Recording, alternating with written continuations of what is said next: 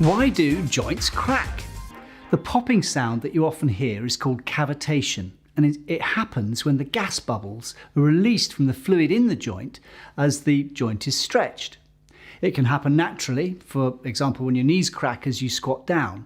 It can also happen during treatment of the spine as part of chiropractic or physio treatment, so-called manipulation, or adjustment as chiropractors call it.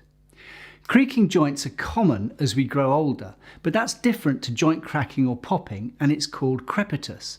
It's caused by two surfaces moving over each other, and the rougher the surfaces, the louder the grinding typically is. So it's often a sign of fairly normal wear and tear in a joint, and it's not something to worry about, but it's not the same as joint popping and clicking. The human skeleton is made up of bones, joints and cartilage. The joints are where two or more bones meet, and obviously they're designed to allow us to bend and move properly.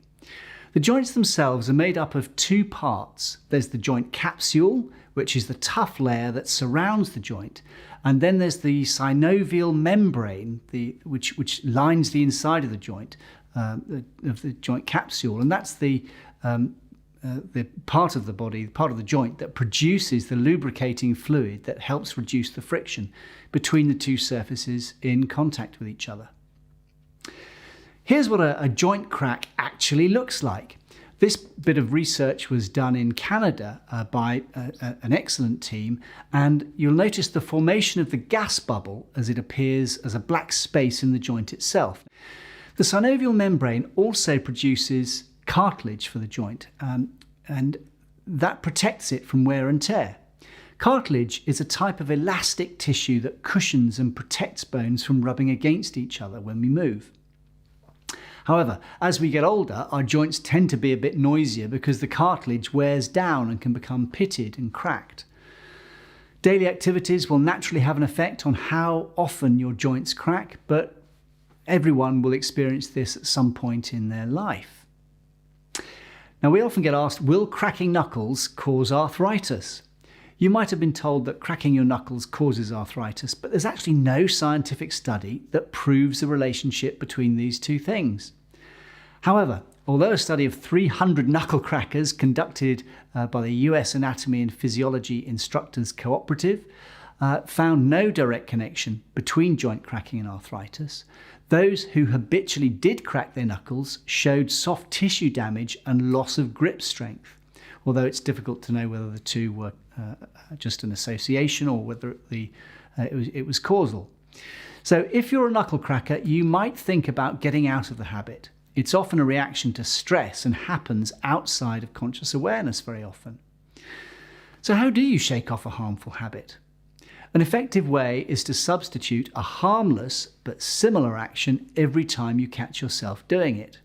Most of all, alleviate the stress which triggers it. Guided deep relaxation, mindfulness, you could try one of ours. It's on our YouTube channel. You can search for it. Mindfulness sort of meditation will help bring down your stress levels and help you to reset old habits.